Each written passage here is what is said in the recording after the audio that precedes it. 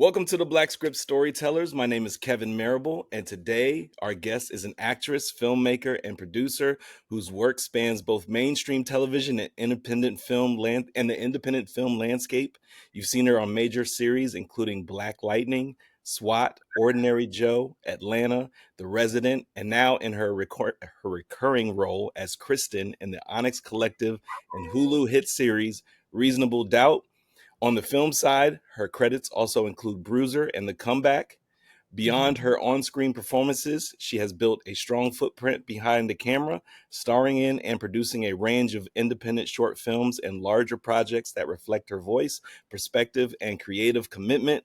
She often describes herself as the underdog of indie filmmaking, determined to create space for stories that are overlooked, unheard, and deeply human. Please welcome Kiah Clingman. Kiah, thank you so much for joining. Crowd goes wild. No, that was an amazing intro. Thank you. Absolutely. Yeah. I like to give people their flowers, showcase, some of the things that you've been in and, just kind of give you spotlight before we dive right in. So I appreciate that. Thank you so much. Absolutely. Now, Kiah, there's a question that I like to start off with in every single interview. It's a very simple question, but some people might find it difficult to answer. Are you ready? I'm ready. That question is, who is Kiah Clingman? Kiah Clingman is a bright light looking to amplify that light into the world. Yeah, that's what other people say about me, and that is what I try to exude at all times in the world, digitally, using my brand, and even in my personal relationships. I'm always trying to figure out how I can be light and just be a really good person. Yeah, absolutely. Yeah. Absolutely. Well, I appreciate that answer. We're all working to be bright lights, and I'm working to be a bright light in this space and give spotlight and exposure to people like yourself as well as emerging talent. But and we appreciate you for that. Yes, absolutely. Absolutely. It's needed. It's necessary. Yeah. This is not enough. There's not enough, and there's not a lot of platforms that take the time to showcase the people that are in the industry and in the field. So I try to make it a point to give you guys space to be able to share what it is that you do, give a little bit behind the scenes for the audience so they can understand what it took for you to get there, and just kind of further educate. Yeah, so, definitely. Yeah. Now, Kiah, you've been acting and producing for well over a decade and began your directing journey 5 years ago. When did you recognize that you wanted to turn your passion into your career? Oh my gosh. And actually it's been 6 years now, I think, since I directed my first project, co-directed my first project. Yeah, congratulations. Thank you. But even before that, I got into producing around 2016. And I've been acting and performing for years prior, ever since I was younger. I was involved in church plays and school plays. I was on our speech team, which is also like a form of acting. I was competed doing duo improvisation. And then I played violin and piano since I was 3 years old. So I've always been a part of the performing arts in a lot of different ways. But I think it was in college, I'd say. I don't think it was completely, I wasn't fully aware of it in college, but that's when I started pursuing filmmaking and being more behind the camera. I became like the go-to actress while I was at Howard University. Okay, you went to Howard. Nice. I did. HU. Yeah. Yes. But a lot of the theater students were down the hill, like doing everything they do for theater. I was actually in the School of Communications where all of our film students were. And so I kind of became that like go-to actress because all the theater students were busy doing their prereqs and everything in fine arts. And by the time I graduated, I had done almost like 20 short films, and also the first college web series with Black and Sexy TV. I don't know if you remember Black and Sexy Yeah, TV. so doing my research, I came across Black and Sexy TV, and I was like, "What is this?" Oh, really? Oh my gosh, that used to be. They had the shows, like the Okay. great shows. Dennis Dortch and Numa Perrier. They founded that together, and like, man, and the people who have come through Black and Sexy, they're all stars. So I was Wow. like, I'm in good company. Yeah. um, but yeah, we did a show called Doing It Wrong, and not only was I acting in that show, but that's where I feel like I learned and got excited about producing and filmmaking, because we didn't have a crew or money to pay people in college. So we were like, I'll hold the boom. Mhm. I'll do I don't even think we were doing contracts then, but all the different parts of putting together a filmmaking crew, like we were all doing all of the work. And I was like, hey, I really like this full process, not just acting. Right. And I ended up moving to Atlanta a couple years later, and I ended up getting cast in this web series called Outlandish, where I was one of the stars. Yes. And we actually lost our producer after the pilot. And I was doing a lot of producing unknowingly, not knowing what a producer was. Mhm. And the director asked me to come on and be her producer for the rest of the 7 episodes. And that's exactly what I did. And I Yeah. fell in love with it then officially, and started calling myself a producer. And Mhm. then I kind of became like the go-to indie producer in Atlanta. And that's where that like underdog of indie filmmaking kind of came from. Right. Um, because there's not a lot of like, I mean, if you just look at the financial side, there's not like a lot of, it's not very lucrative, right? It's just not as what it is on the indie side. Mhm. But I was the one seeing these incredible writers, incredible directors in Atlanta, and like wanted to figure out a way to get their projects done. And I wanted to do Right. it in ways that I wasn't seeing being done on other projects, Mhm. like just making sure people were fed, or making sure we actually got out in 12 hours and not going over, not abusing different rules, that whether it was a union set or not. And so I started like implementing those practices on my set that I produced, and then and hoping that it would be a trickle effect to everyone else's. And now I've created this incredible community of like so many people who've come to me and they're like, Kiah, I wouldn't be working right now if it wasn't for you. Or like, I wouldn't have gotten this other project because you're the one who referred me or brought me onto this project. And then I met this person. And then, and I love that. Like, I Yeah. love that. Like, and it's exactly what my dad did in his consulting practice, is like giving other people jobs. And so I'm like, man, that's what I'm doing too. Yeah. Absolutely. And just to backtrack just a little bit, you said you shot well over 20 plus short films, God, produced. yeah, that Was was it just in produced? college. No, no, no, no. So I was acting in those, but You were I, acting in I those. would say it's like unofficially producing, because I was doing other Got it. roles as well. Got it. Yeah. Yeah. And then as you transitioned to Atlanta, who knew that that was what you were gonna, take on head Absolutely. on, so it's like God placed you there, Hmm. right on time. Yeah, yeah, right on time. And that was, Yeah. it still took, and you said 5 years ago, that was because that's when I started filmmaking full time. But when I first moved to Atlanta, I was doing federal health consulting at Deloitte. Yeah, So I read that. I read there you that. So can you just talk about that briefly? You had a career at Deloitte. go. Um, Mhm. what was the turning point, at least in your mind, where you were like, you know what, I'm going to leave Deloitte and I'm going to try to do this full time? Ah, the turning point probably came before those 5 years, because I Okay. was very unhappy, not gonna lie, Yeah. but was also struggling with like wanting that balance of stability and security, and of course hearing like my parents in my ear, like, you need to have a job. You went to college, you need to have a job. But the turning point happened when I auditioned for this show, and I ended up getting my first testing session. So I tested for a series regular. That was like the highest point of, a series regular is like the biggest role you can have on a TV show. Right. And I tested for this role, and it got to the point where like we got an attorney involved, and we were seeing like how much I was going to make per episode. And I had never seen a number like that in my life. And I was just like, okay, my life is about to change. And I was so confident going into that session. Mm-hmm. And I have a full circle moment about that later on when we start talking about Okay. reasonable doubt. Okay. But so I tested for that director and I just knew I was going to get it. So I Yeah. decided to put my 2 weeks into Deloitte right after I did my testing session. And I told my friends, I don't know if I told my parents yet because I had just closed on my condo in Atlanta like Mm-hmm. less than a month before. Mm-hmm. And so now I have a mortgage and I'm putting my 2 weeks in.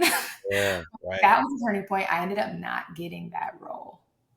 Oh man. And it crushed me, but I had already quit my job and now I'm having to, and I already knew I was thinking about, I wanted to pursue producing full time and like really build my production company. Mm-hmm. Um, and that it forced me to do that because I had already quit. No, but that in a way that's kind of good. You kind of threw yourself into the fire, so to speak, and you had to figure it out. Yeah. It was either sink or swim. So Mhm. It um, was the a fact, fight or flight for sure. right, yes. So the fact that you were able to, land on your feet and still, keep things moving and not Mhm. have to return back to a regular 9 to 5 and Yeah. pursue what you enjoy and love full time Mhm. is a blessing for sure. Yeah, definitely. Yeah. I'm beyond blessed, and sometimes it didn't feel that way throughout those 4 years for sure. Like this journey has been so hard, and like Hmm. reasonable doubt was also a very huge turning point for me in Hmm. these 4 years. Hmm. I quit my job, but like because I've had some low moments, very low moments, and I still have not made what I was making at Deloitte in a year. So like I'm still, but I've been blessed, and I'm rich in other ways, Right. and that really came to a head this year with reasonable doubt, like Right. for sure. Now, within the low moments, is there any moment that you are able to share with the audience, and kind of talk about what Mm. you might have gone through and how you were able to come out on the other side? Yeah. So my dad has ALS and he is in the very late stages. Like we've engaged hospice and he is at the point where he can't really breathe at all. And he can't move any part of his body. But he is having to be suctioned like every few minutes. And because he has so many secretions in his throat that's not allowing him to breathe. And he's not on a trach. So Hmm. typically with ALS patients, they engage a trach that allows them to breathe. But my dad never wanted that. He was like, once it hits my, I'm ready to go. Hmm. And he's starting to refuse his feeding tube food. And so we know that time is coming, but I've been dealing with that while trying to like find my place as an adult, like, and trying to be a secondary caregiver. My mom is his primary caregiver, Right. carrying her emotional weight. Hmm. And I've had some very low moments where in the past few years where like all of that has just felt like it's just weighing on me. Yeah. And then not feeling fulfilled or feeling fulfilled creatively with the work that I was creating. I've never felt unfulfilled creatively, but not seeing the dollar to match that. Like I've created a beautiful movie with Color Book, the feature film that I produced, starring Will Catlett and Jeremiah Daniels and Brandy Evans and Terry Javon. But we still haven't sold it, right? So, and as an indie producer, you're usually like wrapping up your rate as Yeah. a deferred payment. So, although the rest of our crew got paid, like we, even our director sacrificed his rate because we cared so much about the movie. But we've worked on that film for 2.5 years, and like, I'm still fighting every day to try to get it sold. And so Really. the low moments come with like feeling like your output is great, and like what you're receiving back is just not adding up. And then dealing with all the personal strife of what I'm Right. going through as an only child with my Right. parents. Oh, So, right. yeah. And I hope I didn't dig too deep by asking that No, question. no. I can talk about it. Yeah. I like maybe 5, 6 years ago, I would probably be in like a puddle of tears, but Mhm. anticipatory grief is something we don't talk about a lot. Mhm. And I'm actually developing my next short film that I'm directing called Strong Legs. And it's about the toll that ALS takes on a caregiver. And I, yeah, I feel like I've been grieving different versions of my dad the last 12 years that he's had it, because they told us he was only going to be alive for 2 years when he got the diagnosis. And so we were grieving every day for those 2 years. And then, like, Mhm. he is still alive. And so then we're like, what's next? But then he loses his ability to walk, and then he loses his ability to use his hands, and we're grieving that. And I'm like, oh, he can't hug me anymore. So I grieved that.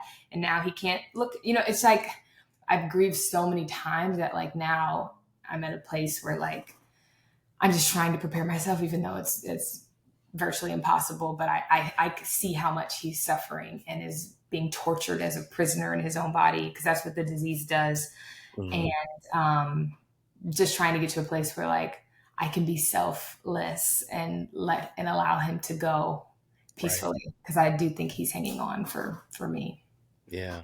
Yeah, Oh man. not in the mood, but I'm a big Oh, advocate. I don't think yeah, that disease is talked about a lot. right. And so, any chance that I get to talk about it, I will. Absolutely. And it's very important to talk about. There's a lot of things, a lot of ailments, and illnesses that we go through, even within our community and, even outside of our community, that does need more awareness brought to it, more Yeah, spotlight, more exposure, because the more we know and the more we share, the more we can understand it, the more we can fight it. absolutely. And the more we can figure out how to treat it and how to navigate through all of those things. So thank you so much for sharing that, Oh, yeah, of course. because I know it's deeply personal, and but for there could be somebody who ends up watching this, Mm, that might be going through the same thing. Uh, yes, so definitely. yeah, Definitely. we're all connected in some way, shape, Yeah. form, fashion. So Yes, yes, yes, yes, yes. um, now, although you've appeared in several major TV series, to include Black Lightning, SWAT, Ordinary Joe, Atlanta, The Resident, so on and so forth, um, you have starred in as well as produced a slew of independent short films and major projects, and consider yourself to be the underdog of indie filmmaking, as we spoke about earlier. Can you Hmm. elaborate a little bit on the the underdog of indie filmmaking? Yeah. Um, Yeah, I think it goes back to first Atlanta being this, like, underdog of Hollywood, right? And Mhm. I decided to plant my roots and bloom in Atlanta, specifically in the Southeast, and focus all of my filmmaking energy here in Atlanta. And that is not always the most attractive thing to do. It's like, move to LA, especially before COVID.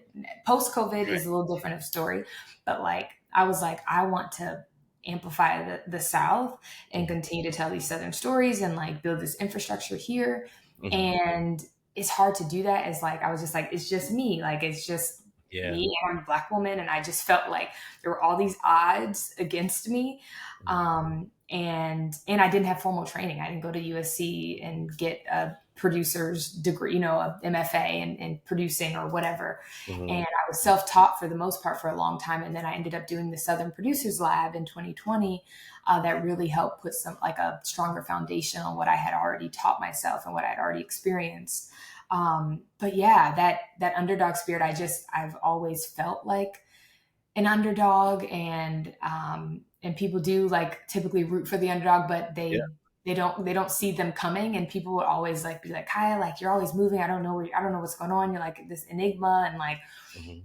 but then you pop out and it's like you have 5 projects, and I'm, like, usually, like, head down just working. Right. So that's kind of where that came from. But Yeah. my boyfriend did say recently, he was after Reasonable Doubt, he's like, you can't be underdog anymore, Kiah. You're not the underdog. You don't have to update your bio. Well, I mean, So, just looking at your IMDb online and just seeing the amount of projects that you've done, and a lot of them, say short film and, are independent. They're all a lot of them are independent projects, and I was like, wow, you've actually done a lot on yeah. top of doing it, as much as you've done within the industry, Mhm, and mhm. a lot of times you don't really see both listed on, Right, right. folks' IMDb. So I was thoroughly impressed, and I wanted to ask about that because there are a lot of independent filmmakers out there. There's a lot of filmmakers that are trying to find their way, Mhm. trying, Yeah. and so it's Even more important. so now. It's important to get that perspective from somebody who's done it, who's been successful at it, as well as also being successful within the industry. You have dual successes. Yeah, thank you. Yeah, it's good to even like talk about it or hear it because you get so caught up in like the grind. And so just getting to even like, yeah, you're right. I have done a lot and I'm Right. the the version of me 10 years ago never have thought like I would have done this much. So Yeah. yeah. But it attributes to the grind, how hard you work. Mhm. It's showcased. Absolutely. Yeah, and you can see the journey just written on paper, so to speak, or Yeah, on yeah. screen to get to That's where like you a are map today. of where I've gone. And Yes. so you're right. And Yeah. how much work that you've put in to get to where you are, because a lot of times it Yeah. seems like, one day I'm here and then the next day, boom, I'm Right. here. You don't Right. really hear a lot of the in between. So In between um time. it's Oh my good. gosh. It's good to Yeah, actually see the in between as you're absolutely. going through the process and know that there's other people out there that are actively doing that. So when I came across your information, I started doing the research. I said, okay, she's done a lot of Yeah. stuff. Yeah. Thank Yeah. you. And thank you for doing the research because like yeah, indie projects don't get as much love or as much light Mhm. or amplification as like these big Hollywood movies. But so many people have a story that they want to tell, and they're deserving of that, but they may not have the resources, Mhm. or the finances, or the team, et cetera, et cetera. And so that was always like I felt so strongly about trying to do what I could Right. to create this community where we can all work on each other's projects and make sure they're good, make sure they're quality, make sure they're film festival worthy or whatever their goal ends up being, just Mhm. making sure I'm fully supportive of that. And I feel like I really have been able to do that. Yeah. And you mentioned your project Color Book, but it was the AT&T Untold Stories $1 million winner.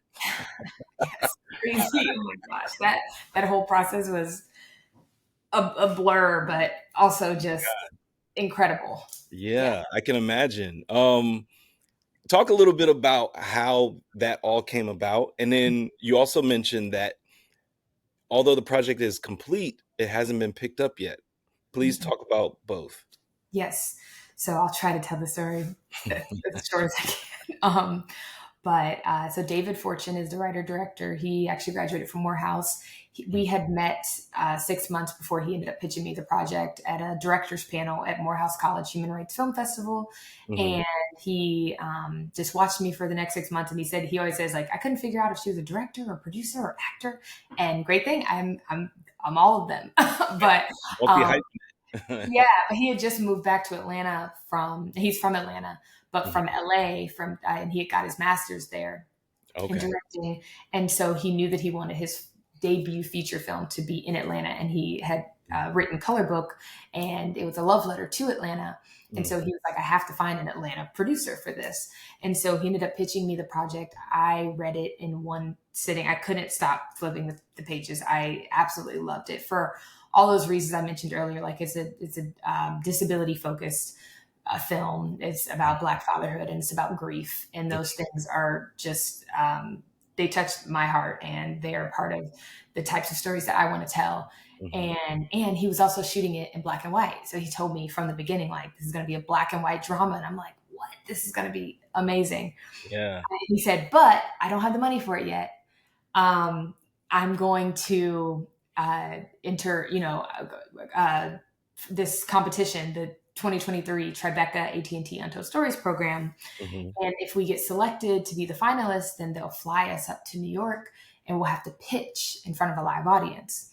Wow. And so I don't remember being nervous then, but I was like, okay, I was like, yeah, let's do it. I was like $1 million, people dreamed of getting a million, It's especially huge. level $1 million for a feature. Yes.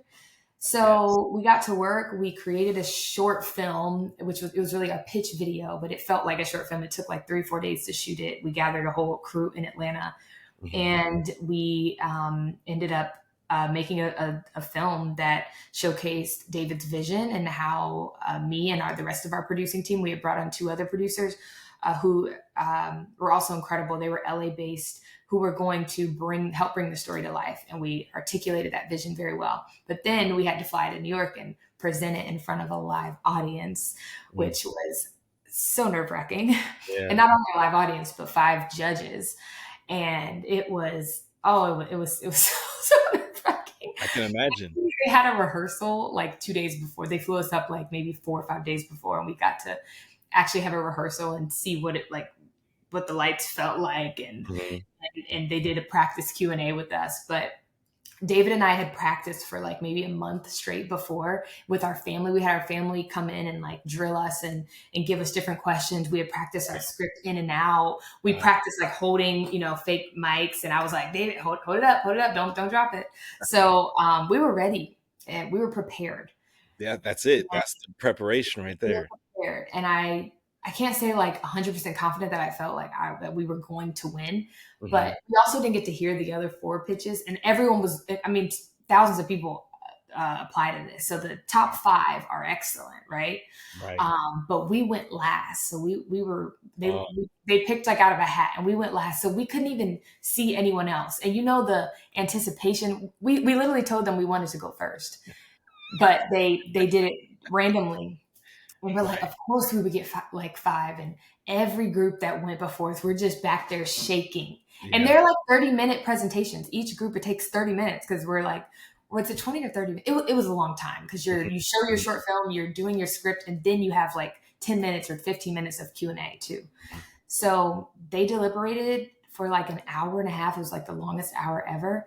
And then they announced that we were the 2023 winners of the AT&T Untold Stories grant. That's amazing. For $1 million.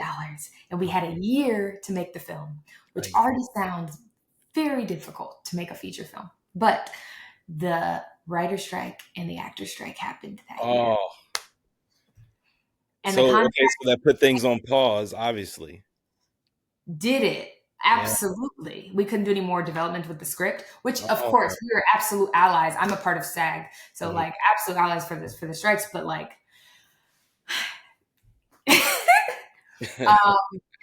yeah, we were awarded in June. We got to work the next day, literally, and everything paused. Like writers actor strike. I don't think it wasn't up to September, October. Yeah, it was like 3 or 4 months, something like that. Yeah, 2 or 3 months. And we were not allowed to cast or anything. We could not do anything. We finally got approved for the interim agreement that was allowed during the strike, and that's what we used to begin casting. But we were at the very end. All that to say, we didn't get to start shooting until January 26th, 2024. Wow. And then we wrapped. We had a 25-day shooting schedule. We wrapped in March. And we had to deliver the film by May. Oh, so the year was still counting down. No way. So we made a film in like 4 months. Wow. Yeah. And it's beautiful. It don't look like we have fun. Wow. Gorgeous. I'm very biased, but we've won so many awards. So like every festival we go to, best feature, best director, best actor, like. So it's still going through the festival circuit, or are you guys finishing now? We have a couple more disability focused film festivals, but we're at the tail end of our circuit. Okay. Yeah.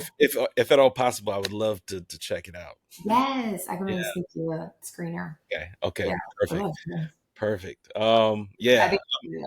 I'll be excited to watch that. Yeah. Do you have a son or your daughter? I have 3 kids. So I have two sons and a daughter. Okay.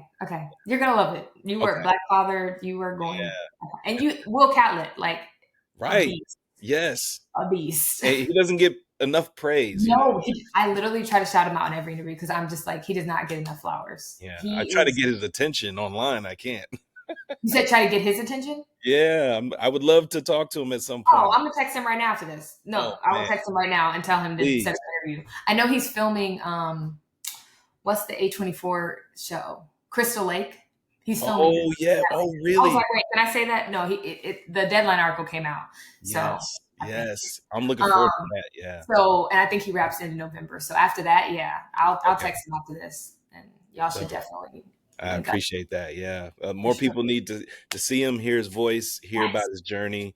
Yes. Y'all can talk about Color Book for a whole hour, and he has amazing stories. Even his journey to color book. Yeah. I won't take the time now, but that's such a good story too.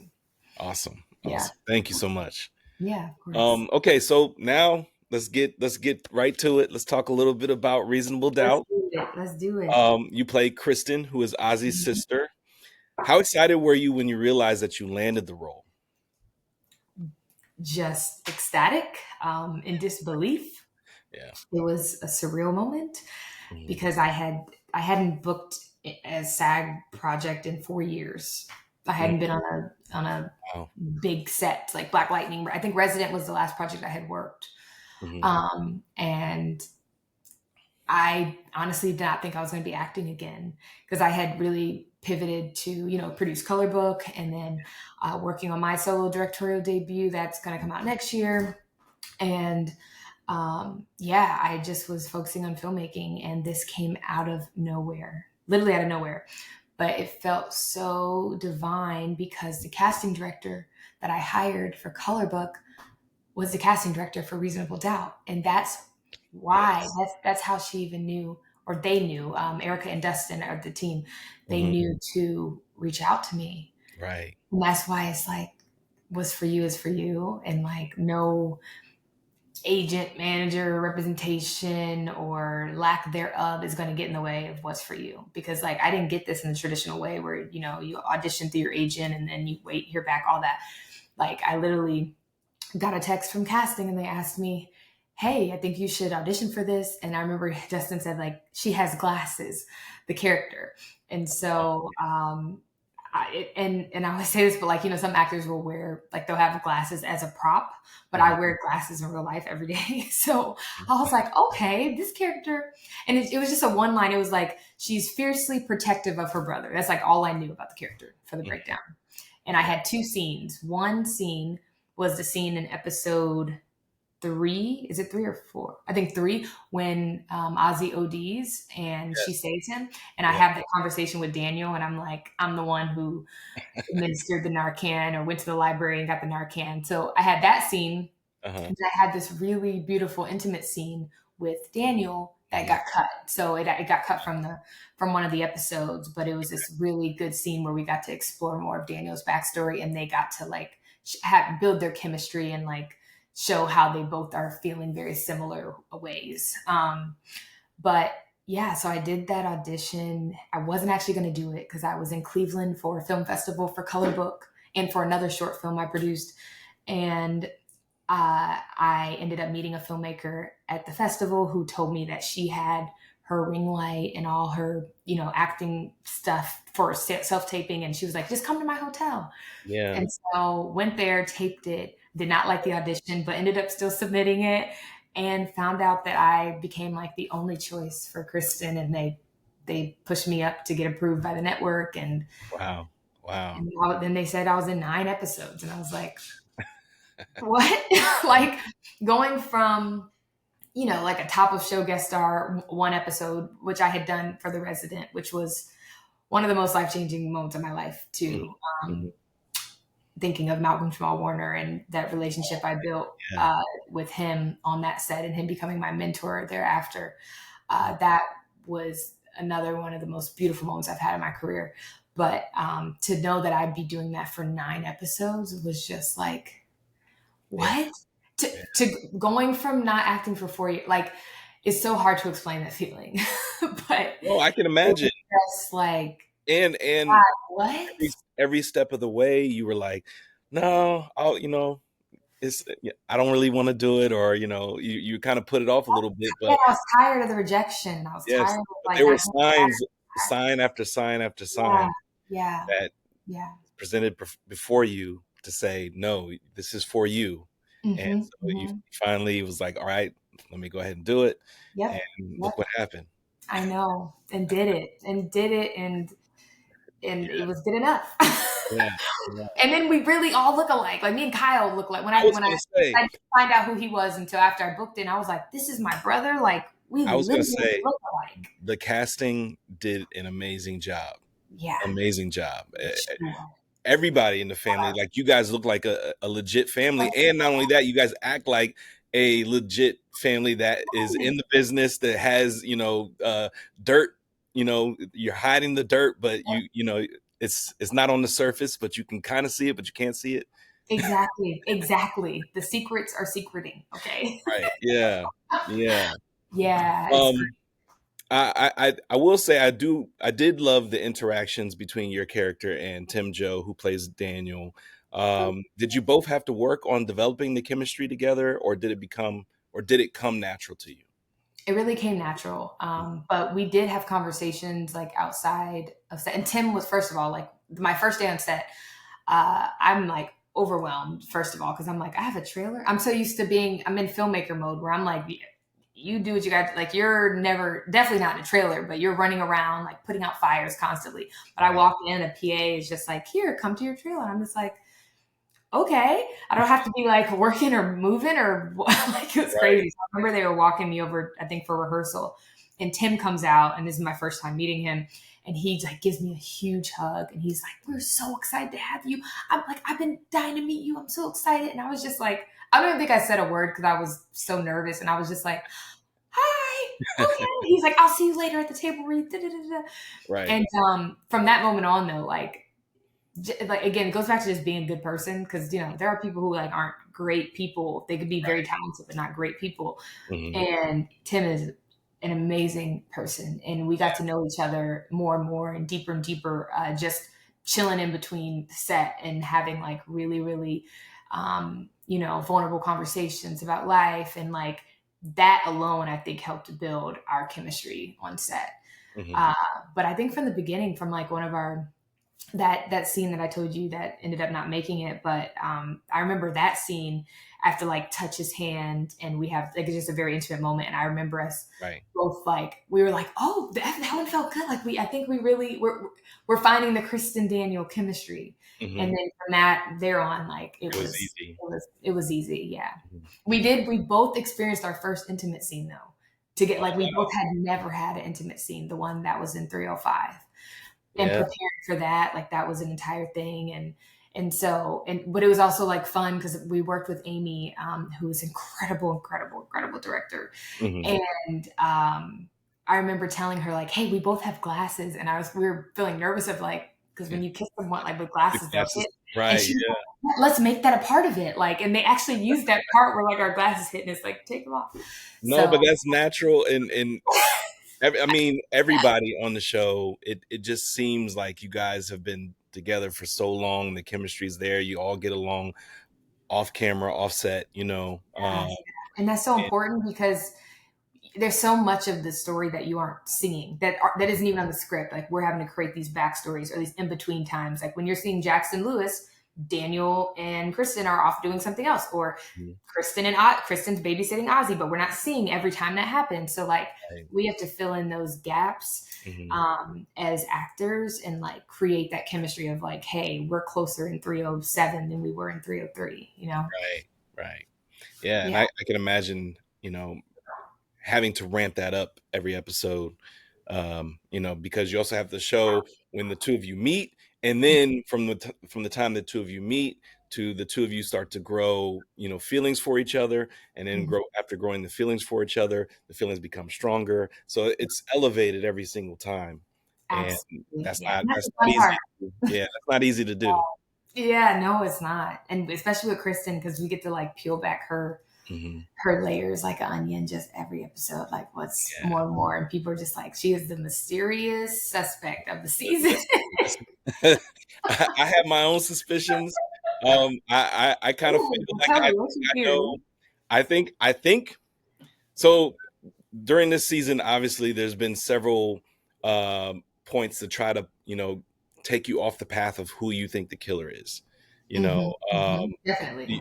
you In think. Romola fashion, yes. Right. In some cases you think it's Kyle. In some cases you think it's the mother. Some Mhm, cases you think it's you. In some cases you think it could be his manager.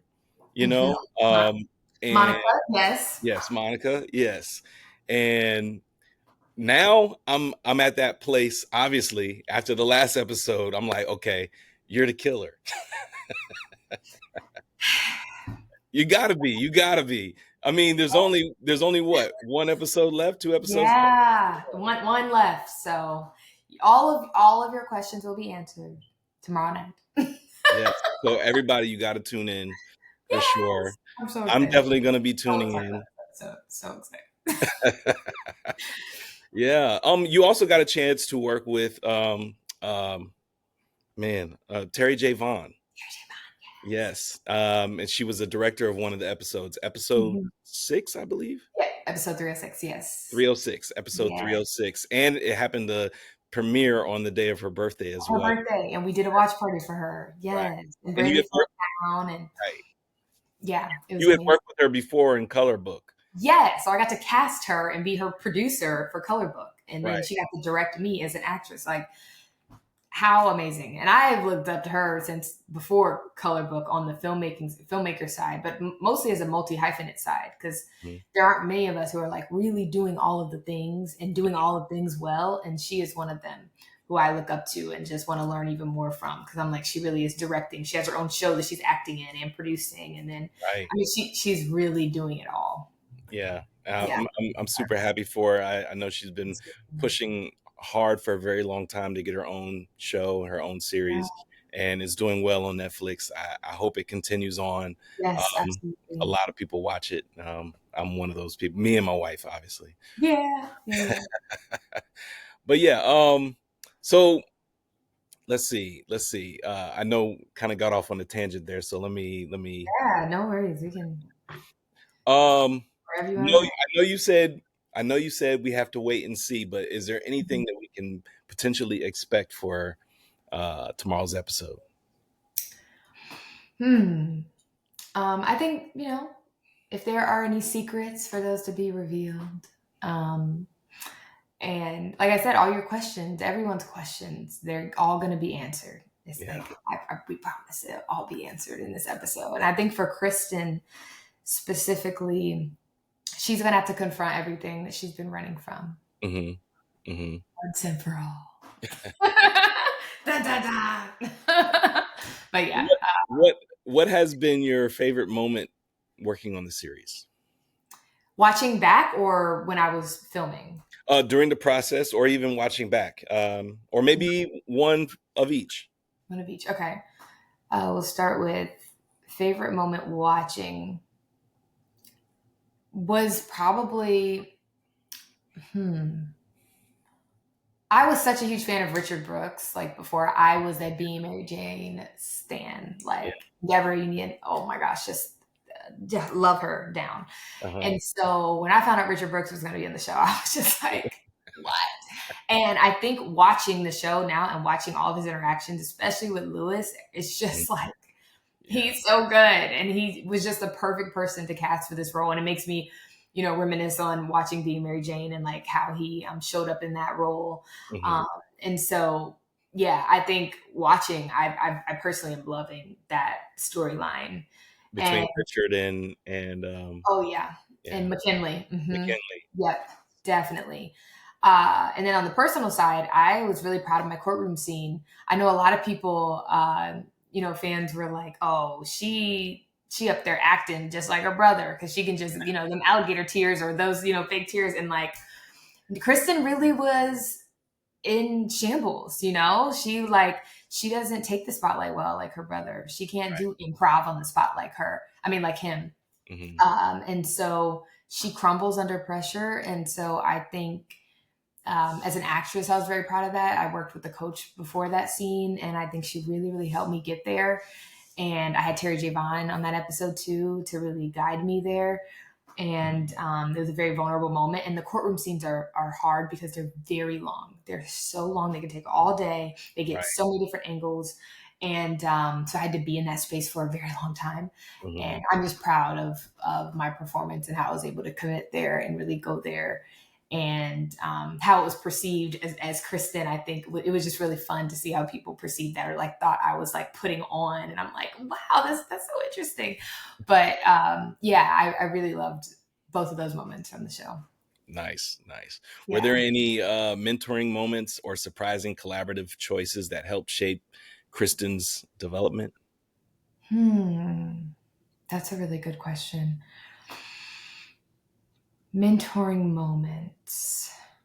I know you just mentioned Terry J. Vaughn, kind of. Yeah, I'm like, Terry was Mhm. incredible, but we had so many amazing Black directors, Black women directors. Yes. Like, I Yes. wish I could have done even more with Pete Chapman. I have been a fan of his for years, like for Mhm. so long. I have followed him on Instagram for like years. And when I saw that he was going to be directing the first episode I was going to be introduced in, I was just like, oh, that's probably where most of my nerves came from, honestly. But I had my one line, the stop saying murder or whatever that line was. Um, and yeah, I was like, man, he's someone I would love to have as a mentor. Mhm. But I think it just felt like a mentorship. Like every day you come to set because everyone, I guess, there's so many people who look like you and they make you feel like you can do what they do one day. And for me, that's like directing. Or I know they had Tiffany who plays Autumn. She was shadow directing, and I was like looking at her like, oh my gosh, like I want to do that one day, and it made it seem possible for me. So I Right. think mentorship doesn't even have to be like a direct, like you're my mentor. It's just like Right. being able to observe and sit and like and watch how other people are pouring into others, and then that having a residual effect on you. So Mhm. um, yeah, I had so many moments like that, or just like sitting and watching Kyle act. That Mhm. was a master class for me. And Yeah. that felt like mentorship too, getting to learn from him. Mhm. Oh, Brandy Evans, And Brandy Evans, absolutely yes. big Yeah. sister mentorship. Yeah, no, Okay.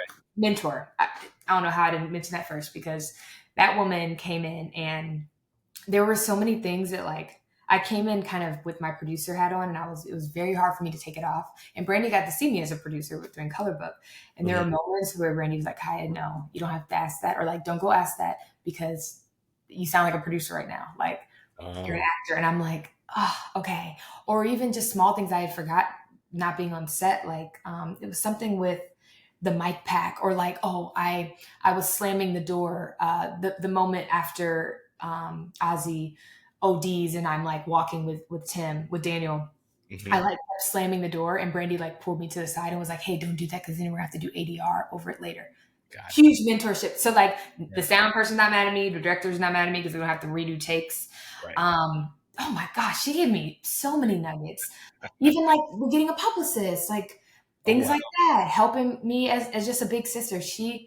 I'm sure she won't mind me saying this either, but my dad ended up coming to Atlanta for 30 days so my mom can have a personal respite because she is with him 24/7. And we try to give her like 30 days off just to be at home or, do Sure. whatever. And so he came to Atlanta for the first time. And so I was there every day, like taking care of him. But I was shooting some of my biggest scenes, but it happened to fall on like 308, 309, the episodes that Brandy she wasn't in, but she Mhm. was still in town. She came up and showed up to the Wow. hospital every Wow. single day for my dad, was making, and she's a caregiver for her mother. Oh, Showed okay. up every day, was like fighting the nurses and not fighting, but like basically telling Making them, sure he's good. Yeah. hey, come protect my dad. Like, and Right. my dad literally became her dad and my mom, her mom in that moment. And like, I mean, Brandy was just texting me and my mom earlier today. Like that was an unexpected blessing that was, indirectly, from the show. Mhm. Um, because she saw how I was struggling and I see how she struggles. That girl is on set coordinating nurses and coordinating feeding schedules for her mom, like while like in between a take. Mm. And because she's her mother's primary caregiver. Mhm. And so for her to step in for me like that, it was more than a mentor. It was a sister. So Yeah, I absolutely. can't thank her enough for that. Yeah, that's huge. That's huge, Yeah. man. Shout out to Brandy, man. Yes. Shout out to For real. Brandy For Evans real. and her portrayal of Monica because, Ah. and that's I thought it was 306 I too. thought it was her 306 for I thought it episode. was her for a hot minute. I really did. I did. Oh, I thought it was. And Tell you me never more. you still we still never know, but Yep, we won't know yet until tomorrow. and Ramla does a good job, or the writers do a Yes, really and the good job rights, yeah. um, wrapping things up and telling the full story every season. I, Yes, there's nothing that's really left on the yes, table, yep. but there is a little bit of a cliffhanger to keep you excited Yes, for there the always has next. to be a cliffhanger, Right, yep. Mhm. but they wrap this particular storyline up in a bow perfectly, Yep, and I like how they do it, and also like the fact that um, the set that you guys have a space for other folks to come in and direct, get a chance Mhm. to get their Absolutely. directorial debut, Oh, also write, also yes, produce, yes, all yes. those things, and that is definitely needed. And Mhm. the fact that it's done on a hit series show like this is commendable, because not everybody gets this opportunity, for I real. feel so lucky, so blessed. Like it's Yeah. insane. Yeah, I would be soaking it all in if I was on set, honestly. I was. Yeah. I just was like, how am I lucky to do like I'm just like, how is this happening to me? Never was tired going to set, even if I didn't sleep the night before. Like was Mhm. just excited. Mhm. You don't feel excited every day to get up and go to work. You know what I mean? But like I was excited every single day. Yeah. I'm gonna be on time. I'm gonna be early. Like I'm excited. So yeah. Oh, that's really dope. Really dope. Yeah. Um, Now, for those who may not, or for those who may know you from your indie film work, what do you Mhm. hope they discover about you and your range from watching you in the show? Ooh, that's a good question.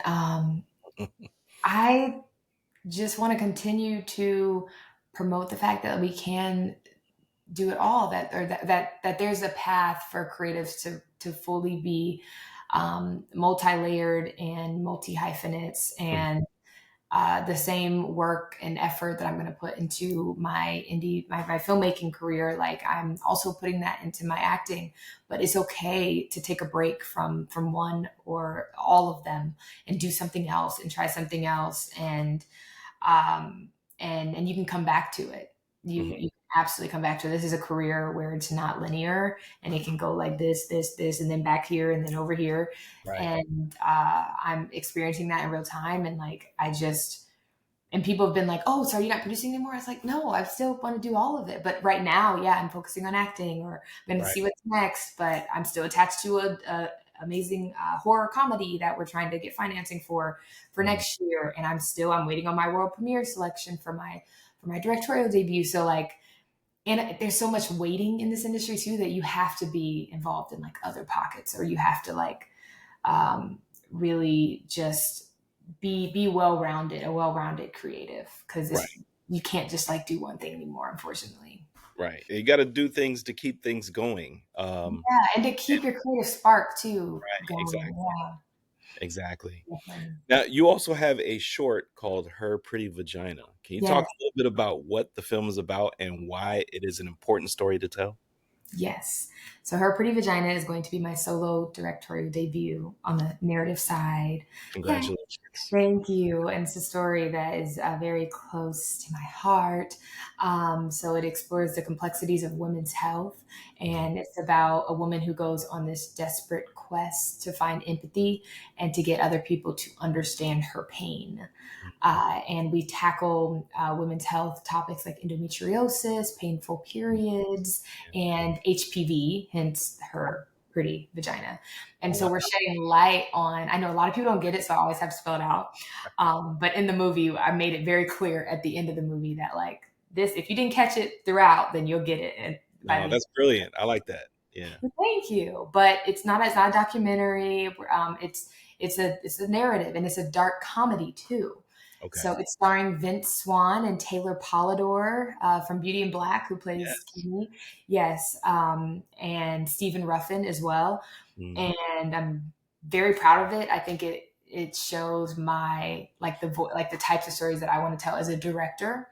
I had co-directed a project in 2019 called Eavesdropping on the Elders that was dedicated to my dad. But this one I got to fully shape from every aspect of production design, costume, blocking, my visual style, my cast, everything. Like I got to really direct that essentially, and post production. And so, yeah, I'm proud of it. I'm excited to see, because we've submitted it a few places and we're going to see where our world premiere is going to be. We Wow. should get those notifications in next month. So I'll Okay. have more news about it very, very soon. Let's say ABFF's 30th anniversary is next year. I don't Oh, know. I submitted Okay. ABFF. Hey, Jeff, yes, please. All right. Fridays, please watch my film. But yeah, no, I did submit to ABFF as well.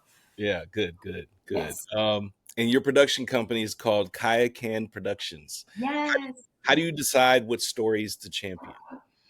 Yeah, so that answer has changed over the years. I'd say like when I first started my company, I was more open, and not more open creatively. I think I always had to check some very specific boxes creatively, but I mean, as far as like, hey, I have a $10,000 project. I have the first project I produced under my company. They had a $2,000 budget, and it was like we are all doing this for free and just pulling favors, and we're just paying people to eat, Scrappy. you know. But it was beautiful. It was great. Um, and I think if you ask me that today, I'd be very selective. I'm not really producing short films anymore because this is my full time job, and I can't even on the financial side. Like my rate would probably be what the budget of the short film is, you know.